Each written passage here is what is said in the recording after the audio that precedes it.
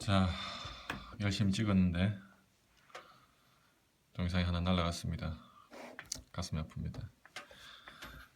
하지만 굴하지 않고 다시 찍습니다. 네. 자, 두 번째 경제적 구국운동 보도록 하겠습니다. 앞에서 봤듯이 일제히 경제 침탈이 있었고요. 이에 대항한 뭐가 있었다? 경제적 구국운동, 구국, 나라를 지킨다라고 하는 것이죠. 나라를 구하는 그런 운동이다 이렇게 보시면 됩니다. 크게 보시면 반공령, 상권수호, 이권수호, 국채보상 이렇게 나뉩니다.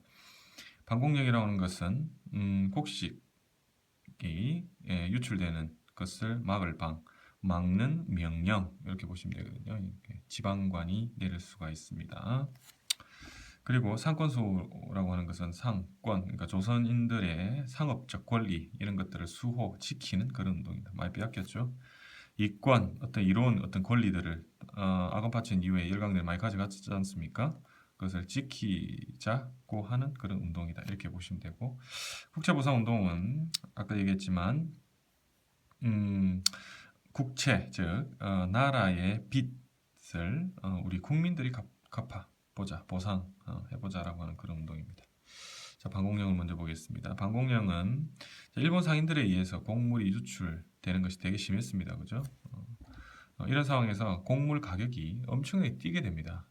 곡물 가격이 뛰게 되면 사실은 농민들은 이룰 수도 있어요.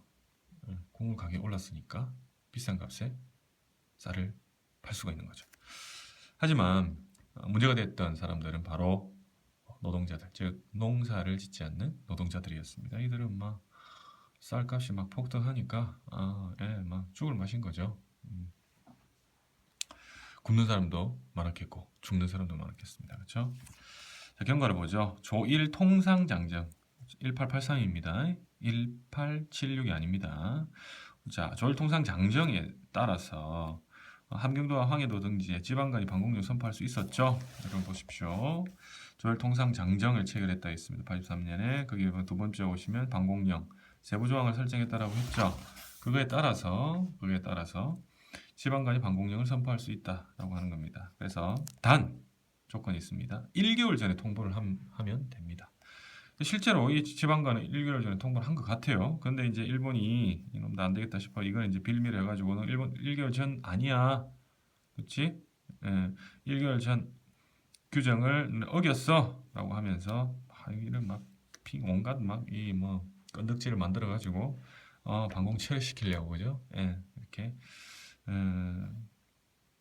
머리를 짜내가지고 요구를 합니다. 그래서 결국에는 반공령 처리되고요. 배상금까지 오히려 지급하는 어처구니 없는 그런 일이 벌어지게 됩니다. 결국에 반공령을 선포했지만 결국에는 배상금 지불하고 철회되고 실패로 돌아갔다 이렇게 보시면 되고, 상권 보겠습니다. 외국 상인들의 내륙 진출이 허용됐다 그죠? 1882년에 조청 상민 수령 무역 장정이 체결되고 청나라 상인에게만 허용됐던 것이 이후에 외국 상인에게도 최국 대우가 적용이 돼가지고 내륙 진출 허용되죠. 그리고 두 번째는 자, 일본인의 세곡 운반을 독점했다. 이게 무슨 말이냐면 일본인들이요 세금이 되는 곡식들 있지 않습니까? 우리나라가 이제 거둬들였던 이제 곡식을 세금으로 거뒀지 않습니까? 요걸 운반을 독점했어요. 전기선을 이용해 가지고. 무슨 말이냐면 전기선 잘 알죠? 그러니까 석탄을 이용해서 불을 떼죠. 그럼 수증기가 발생합니다. 그 수증기를 터빈을 돌려요. 그래서 배를 움직이게 하는 아주 기계입니다. 그죠? 당시에는 최첨단 기계였습니다. 최첨단 배죠. 우리는 열심히 뭐 했습니까? 배를 움직이려면. 그렇죠? 노동자들 데리고 가가지고, 그죠? 노를 저어가지고 배를 운행할 때 일본은 벌써 전기선을 최신식 기계, 첨단 기술을 이용한 배를 운행하게 되는 거죠. 빠르기도 빠르고요. 그 다음에 배싹도 아주 적었습니다. 이 뭐냐면 이제 세곡이 인천항으로 들어옵니다. 세곡들이 각지에서, 그죠? 그럼 인천항에서 한강을 거슬러 가서 서울에 이제 쌀을 내려야 되는데 생각보다 노저 가는 거랑, 그죠? 터빈을 돌려가지고 전기선으로 가는 거랑 뭐가 더 빠르고 저렴하겠습니까? 전기선이 훨씬 빠르고 저렴하겠죠? 그래서 이제 이에 반발해서 전기가 됐는데 먼저 시전 상의를 보도록 합시다. 자, 시전상인은 상권을 지키고자 했습니다. 시전상이라고 하는 것은 이제 서울 종로에 있는 그런 상인들이죠. 종로 상인들, 종로의 서울 상인들이 상권을 지키고자 청날 일본 상인은 점포 철수를 요구를 했고요. 시위했고 시위 막 나와가지고 청나라 일본 상인은 점포를 철수하라, 철수하라. 시위를 하고 철시라고 하는 것은 그럼 우리 장사 안 하겠다 이거죠. 너 피한 봐봐라 너 진짜. 그런 것들 이런 것들을 전개하기도 했고 그리고 한국중앙총상회라고 하는 조직을 만들게 됩니다. 조직을 그래서 각계 격파가 안 되는 거죠. 각계로 덤벼드는 거는요. 그러니까 우리도 하나의 조직 체계를 만들어 가지고 조직적으로 대항하겠다 이렇게 한 겁니다. 1898년.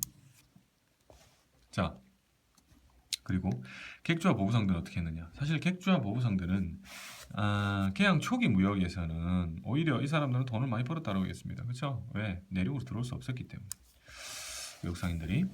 그런데 이제 외국 상인들이 내륙을 진출할 수 있게 된 이후에 활동이 어려워졌다라고 하는 것이죠.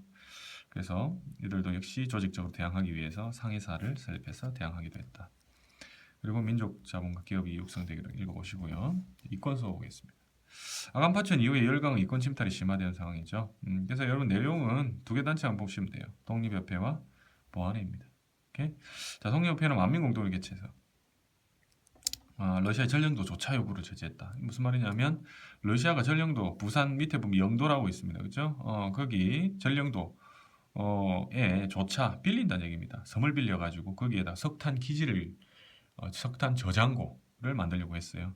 조차라고 하는 것은 빌린다는 것인데 사실은 뭐 빌린다는 걸 거의 가져간다는 거와 이때 당시는 뭐 흡사했죠. 그러니까 영토를 빼앗기는 것과 같으니까 만민공동회에서 엄청난 반발을 하고 철회를 요구를 하게 되는 거죠. 실제로 저지시킵니다. 한러은행은 역시나 러시아 은행인데 러시아 은행이 만들어지면 당연히 우리나라 금융이나 재정이 잠식당할 수밖에 없는 상황이죠. 이거를 폐쇄를 시켰고요. 그다음에 프랑스, 독일의 광산 채굴권 이런 것도 저지를 시킵니다. 성공한 것이죠. 자, 황무지 개간권 반대 운동을 보겠습니다. 황무지 개간권 반대 운동은 역시 보안입니다. 지킨다, 보안. 보국 안민의 약자였죠. 좀 잘 알고 있을 겁니다. 오케이. 그래서 보안의 시위가 했고요. 농광회사를 설립해가지고 대응을 합니다. 그래서 결국에는 일본의 요구를 철회시켰다. 이게 이제 중요한 포인트겠죠. 그리고 이번 시간 가장 중요한 국채 보상 운동을 보겠습니다. 자, 일본이 막대한 차관을 올해 도입을 합니다. 그렇죠? 앞에서 배웠잖아요. 우리가 차관을 강요했다라고 되어 있습니다. 차관을 강요했다. 그렇죠? 개혁과 시설 개선 명목에 대해서. 그래서 이 엄청난 차관이 발생을 하니까 국가 입장에서도 못 갚는 상황이 된 거죠. 당연히 재정이 일본에 예속되는 사태가 일어납니다. 막아야 될 거 아닙니까? 그죠? 국민이 나서자. 지식인들이 나서기 시작합니다.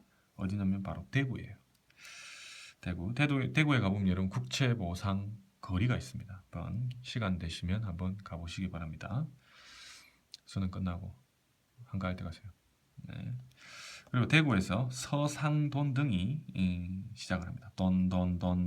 역시 돈하고 관련이 있구나. 서상돈. 한성에서 국채보상 기승회를 조직을 하죠. 그리고 나서 대한매일신보 중요합니다. 대한매일신보가 적극 나섭니다.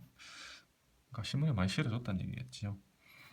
그래서 단체들도 도움을 하고요. 단주, 금주죠, 금주. 술 먹지 않고, 단연, 담배 피우지 않고, 가락지 모으기. 가락지 모으기 하니까 우리 뭐가 생각납니까? 우리 98년 IMF가 있어요. IMF 알죠, 여러분? IMF가 있었는데 그 IMF 때 우리 금 모으기 운동을 했었잖아요. 그거와 똑같은 형태다. 이렇게 보시면 되겠습니다. 가락지 모으기. 결과 통관보의 탄압. 가만히 놔두지 않겠죠. 이 갚으면 큰일 나지 않습니까? 그러니까 어쨌거나 못 갚게 만들었다. 그래서 실패로 돌아가 버렸다. 이렇게 보시면 되겠습니다. 다음 시간에는 3단원 가도록 하겠습니다. 오늘 여기까지.